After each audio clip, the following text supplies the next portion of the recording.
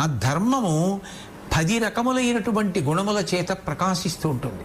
అవే ధృతి, క్షమా, దమోస్తేయం, శౌచమింద్రియ నిగ్రహ, ధీర్విద్యా, సత్యమక్రోధో, దశకం ధర్మలక్షణం. ఈ 10 గుణములను కలిగి ఉన్నదేదో దానిని ధర్మము అని పిలుస్తారు. ఈ ధర్మాన్ని అనుష్ఠించినటువంటి వాళ్ళు ఉన్నతగతులు పొందుతారు, శ్రేయస్సుని పొందుతారు. అందులో మొదటిది ధృతి. ధృతి అంటే ధైర్యము. దేనికి ధైర్యం?